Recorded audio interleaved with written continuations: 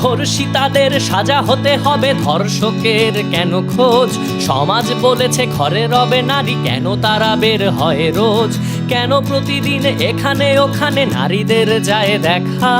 কেনই বা তারা সন্ধে বেলায় বের হয় পথে একা? সমাজ বলেছে ছেলেরা এমনই দুষ্টুমিতে ভরা, কেন বোকা নারী ছেলেদের হাতে বারে বারে দেয় ধরা? নিশ্চয়ই তারা ছলনা করে ছেলেদের ডাকে কাছে, পোশাকে আশাকে ঠিক নেই, আরো কত দোষ আরো আছে। আমি বলি এই ধর্ষণ রোধে নারীদের দাও ফাঁসি, তবেই মিটবে ধর্ষণ কেসে সমাজের মুখে হাসি।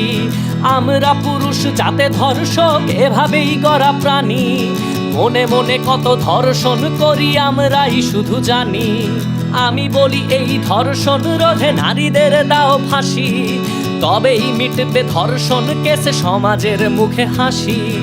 আমরা পুরুষ যাতে ধর্ষক এভাবেই গড়া প্রাণী, মনে মনে কত ধর্ষণ করি আমরাই শুধু জানি।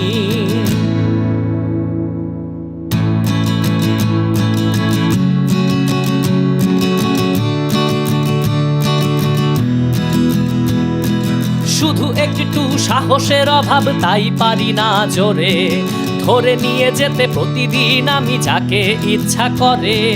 শুধু মাঝে মাঝে সুযোগ এলে হঠাৎ কোনোখানে ধর্ষক রূপ বের হয়ে আসে কি যেন আনমনে। কি এমন দোষ বুঝেই পাই না, এত কেন কথা হয়?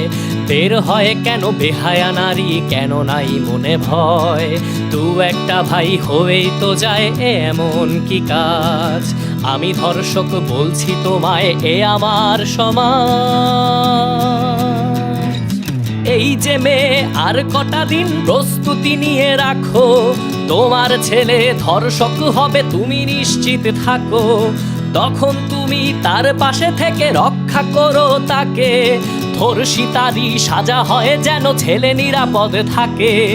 আমি বলি এই ধর্ষণ রোধে নারীদের দাও ফাঁসি, তবেই মিটবে ধর্ষণ কেসে সমাজের মুখে হাসি।